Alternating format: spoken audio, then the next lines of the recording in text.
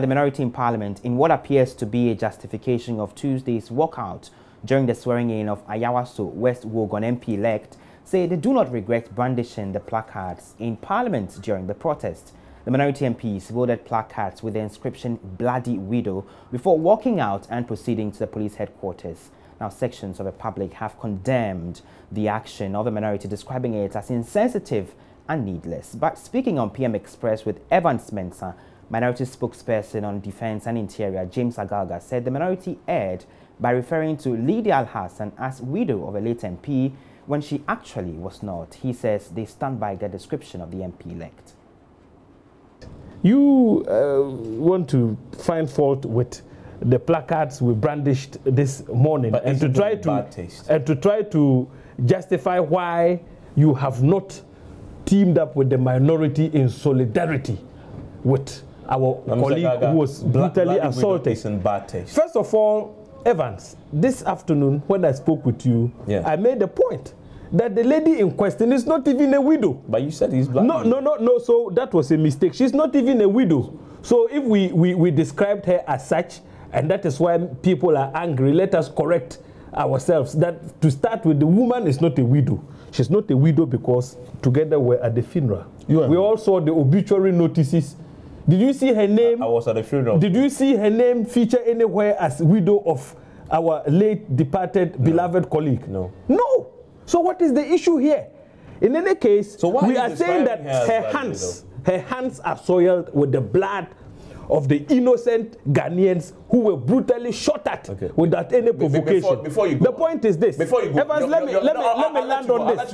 I want to land on this. Having acknowledged that the way you couched it was wrong. No. The description, the use of the word widow. Use the word mistake. Use the word mistake. She's not a widow. I get you. She's not the widow of the late Ejako. Use the word mistake.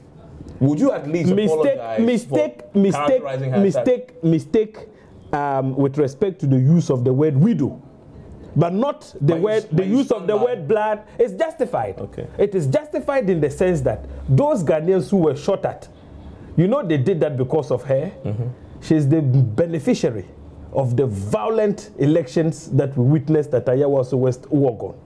Yes, it's because of her. Brian Achampong unleashed those goons, those arm-wielding goons, to visit violence on the 8 Ghanaians who were shot at and are currently in hospital. And so if anybody would not apologize to the people, the victims of that attack, why should a mere description of Madam Seyram as a person whose hands are tainted with the blood of the 8 people who were shot at be a problem? We stand by the inscriptions on those placards. They are justified. Well, the Majority Women Caucus in Parliament held a news conference some minutes ago and condemned the minority for their action. We can take excerpts of that particular conference addressed by Sarah Josepha, who is the MP for the Domekwabinya constituency. The Women Caucus in Parliament expressed utmost revulsion and disgust to the shameful stance staged by the minority yesterday. Indeed, we are converging the sentiments and anger of our constituents across the country. We state that their action is a vicious attack on the strenuous efforts made over the years as a people to attain gender parity and empower women. The Constitution of the Republic of Ghana frowns on the discrimination against women, and in Article 12, Clause 2 of the 1992 Constitution, every person in Ghana, whatever his race, place of origin, political opinion, color, religion, creed, and the emphasis here is ours, or gender, shall be entitled to the fundamental human rights and freedoms of the individual contained in Chapter 5, but subject to the respective rights and freedom of others and for the public interest. That is Article 12(2) of the Constitution. We, the women of the Majority Caucus, are grossly disappointed in the attitude and language of the minority members against Honorable Lydia Alhassan on the various placards displayed in the chamber yesterday.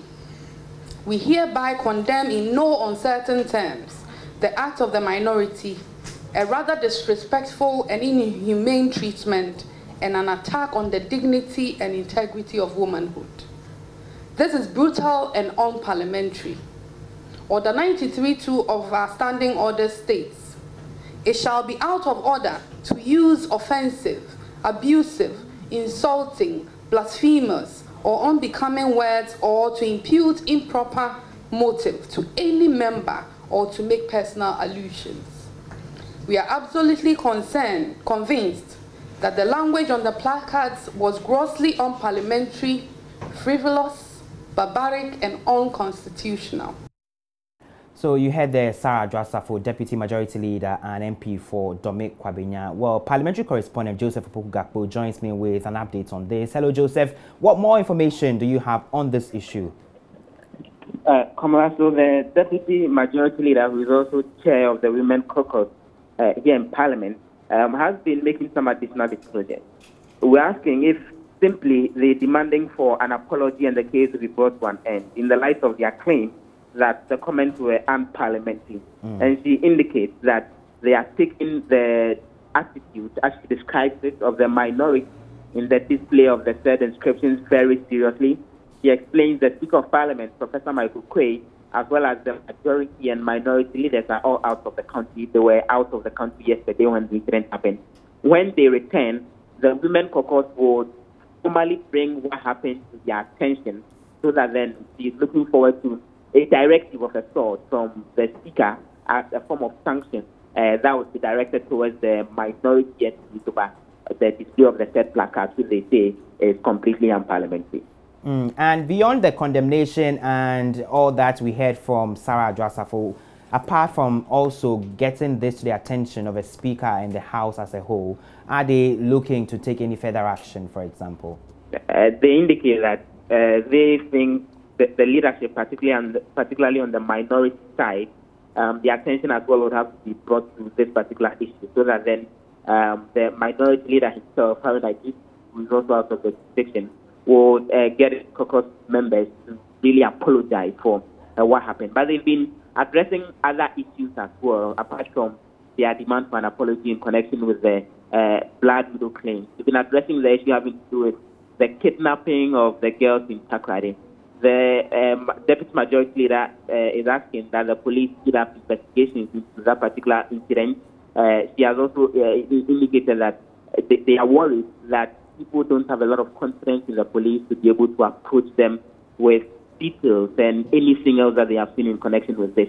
So they're asking the police to make a lot of space around themselves so that then those with adequate information will be able to come to them with those, so the girls will be recovered as soon as possible. Many thanks to you, Joseph Poopkappa, Parliamentary Affairs Correspondent, there with those additional information from that press conference by the Women Caucus in Parliament.